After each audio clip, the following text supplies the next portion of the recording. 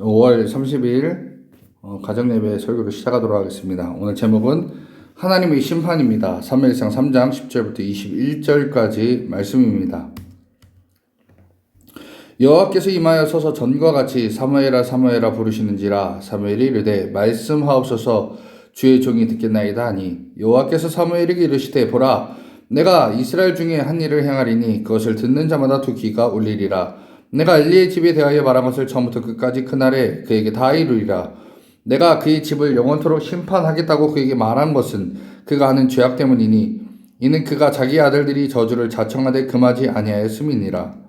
그러므로 내가 엘리의 집에 대하여 맹세하기를, 엘리 집의 죄악은 제물로나 예물로나 영원히 속죄함을 받지 못하리라 하였노라 하셨더라.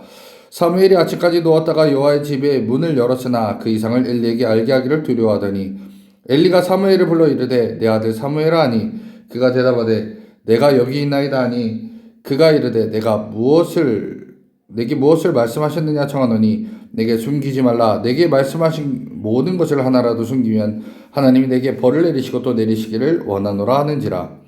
사무엘이 그것을 그에게 자세히 말하고 조금 더 숨기지 아니하니, 그가 이르되 이는 여호와의 신이 선하신 대로 하실 것이니라 하니라. 사무엘이 자라며 여호와께서 그와 함께 계셔서 그의 말이 하나도 땅에 떨어지지 않게 하시니, 단에서부터 부하의 사바까지 온 이스라엘이 사무엘은 여호와의 선지자로 세우심을 입은 줄 알았더라. 여호와께서 실로에서 다시 나타내시되, 여호와께서 실로에서 여호와의 말씀으로 사무엘에게 자기를 나타내시니라. 아멘. 오늘 1절에 보니까 이렇게 얘기합니다. 아이 사무엘이 엘리 앞에서 여호와를 섬길 때에 여호와의 말씀이 회개하여 이상이 흔히 보이지 않았더라 라고 말씀하고 있습니다. 당시의 제사장은 엘리였습니다. 엘리. 이름은 멋있어요. 엘리, 나의 하나님이란 뜻입니다. 이 엘리에게 눈이 어두웠다 라고 하는데, 이 눈이 어두운 것은 육체적인 눈일 수도 있지만 영적 눈이기도 합니다. 영의 눈이 감겨서 이상을 보지 못했다. 하나님의 계시와 계명을 받을 수가 없는 상태가 된 것입니다.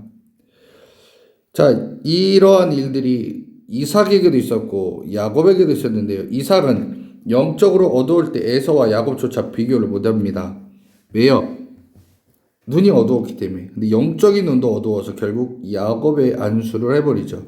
자, 야곱도요. 영안은 원래는 밝지 않았습니다. 그러나 시간이 가면 갈수록 그 영안이 밝아져서 하나님의 뜻을 구하는 자가 되었죠. 그래서 야복강에서 그 천사와 씨름하여 하나님의 은혜를 구하는 자가 되었습니다. 이사야 29장에 보니까 그 선지자들의 문제에 대해서 이렇게 얘기합니다. 너희는 놀라고 놀라라. 너희는 맹인이 되고 맹인이 되라. 그들의 취함은 포도주로 말미암음이 아니며 그들의 비틀거림이 독주로 말미암음이 아니니라. 대저 여호와께서 깊이 잠들게 하는 영을 너희에게 주사 너희의 눈을 감기셨으니, 이는 그가 선지자들과 너희 지도자인 선견자들을 덮으셨음이니라. 자, 하나님께서 깊이 잠들게 하는 영을 그 선지자들에게 부어주셔서 그들의 눈을 감게 했다라는 겁니다. 자, 그 이게 뭐냐? 이들이 하나님의 영역, 하나님의 영적인 눈, 영의 눈을 잃어버렸을 때 그 시대에 계시, 계명 이해할 수가 없는 시대가 되어버렸습니다. 그래서 여러분, 우리가 항상 기도해야 될 것 중에 하나가 지도자들을 위해서 기도해야 됩니다. 지도자들이 깨어있도록, 죄 짓지 않도록 기도해야 됩니다. 그리고 지적할 수 있어야 됩니다. 그렇지 않으면 그 시대가 멸망당하고 그 시대가 하나님께 심판받는 겁니다. 그렇기 때문에 우리는 늘 지도자들을 위해서 기도해야 되는데, 죄 짓지 않도록 영적인 눈이 깨어있도록 기도하실 수 있어야 된다라는 겁니다. 아모스 8장 11절 12절에 똑같은 말씀이 있어요.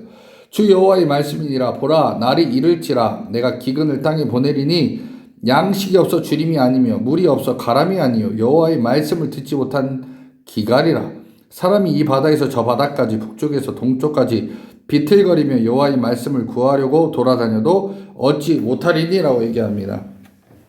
하나님께서 주신 말씀을 듣지 못하는 것, 이것을 얘기하고 있습니다. 사무엘 시대 때 말씀을 가르치는 일도 어려웠고 제사장도 성경을 알지 못하는 시대, 그게 바로 엘리 제사장의 시대였습니다. 하나님께서 오늘 본문에 보면 사무엘을 3번 부릅니다. 그런데 이 사무엘은 엘리 제사장이 부른 줄 알고 계속 엘리에게 갑니다. 그런데 4번째 불렀을 때 엘리 제사장이 알려준 방법을 쓰죠. 뭐라고? 3번째 이후에 엘리 제사장이 이렇게 가르칩니다. 여호와여 말씀하소서 주의 종이 듣겠나이다.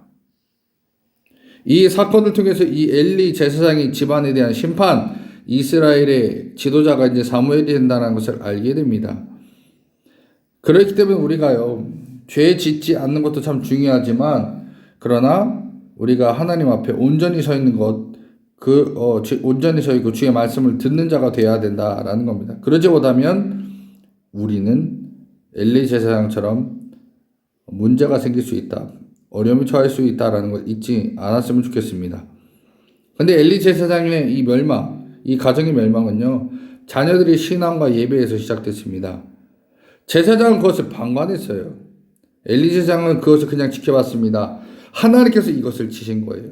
여러분, 우리가 분명히 알아야 될 것은 제사장, 하나님 말씀을 많이 아는 이 제사장, 그런데 자녀들에 대해서, 아들과 딸에 대해서 관리를 못하니까 결국 하나님께서 치십니다. 그리고 제사장의 역할을 사무엘에게 옮기십니다.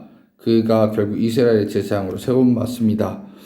여러분, 우리가 오늘 여기서 말씀에서 알아야 될 것은 하나님은 우리에게 말씀을 주셨어요. 성경을 주셨습니다. 성경 읽을 수 있고요. 또 TV나 인터넷을 통해서 들을 수도 있습니다. 라디오도 들을 수 있죠. 그런데 우리뿐만 아니라 자녀들이 하나님 말씀을 듣고 그 말씀대로 살지 못하면 엘리 제사장처럼 하나님께서 심판의 칼날을 들이댈 수 있다는 겁니다. 말씀을 더 많이 아는 자이면 알수록 하나님의 심판의 칼날은 더 예리할 수 있다는 거예요. 여러분, 어쩌면 우리가 경제적으로 이제는 넉넉할 수도 있고요, 우리 가정에 문제가 없다라고 생각할 수도 있습니다. 그런데 이런 상황 가운데서 우리가 다시 한번 생각해야 될 것은 우리 가정에 영적 문제는 없는지에 대해서 체크해 봐야 된다는 겁니다. 영적 문제가 그대로 있다면 여러분, 하나님께서 분명히 그걸 갖고 우리를 심판하실 겁니다. 우리 자녀들이 하나님 앞에 온전히 살지 못한다면 하나님께서는 그냥 두시지 않는다라는 겁니다. 여러분, 하나님이 나와 내 가정 왜 우리에게 주셨는지 분명히 알아야 됩니다. 그리고 나랑 내 가정이 하나님 뜻대로 순종하고 하나님 말씀을 듣지 않으면 하나님께서 심판한다. 이게 바로 엘리 제사장의 가정을 통해서 우리에게 말씀하는 겁니다. 여러분, 우리가 하나님 말씀에 아멘하고 순종하고 그 말씀대로 살아갈 때 하나님께서 우리 가정에 불기둥과 구름기둥이 되어서 인도해 주신다라는 겁니다. 그렇기 때문에 여러분들은 신앙생활 잘할 수 있어요. 그러나 내 자녀들이 엘리의 자녀처럼 하나님 말씀이 아니라 내 마음대로 내 뜻대로 살아가려고 한다면 여러분 분명히 가르치셔야 됩니다. 기도하셔야 됩니다. 그들이 주님께로 돌아오도록 할 수 있어야 된다는 겁니다. 그러지 않으면 여러분 집안이 어떻게 될지 하나님의 징계의 칼날이 들어올 수 있다는 겁니다. 분명히 하시고 하나님 뜻대로 온전히 걸어갈 수 있는 귀한 하나님의 종, 하나님의 가정들 다 되시기를 간절히 축원합니다.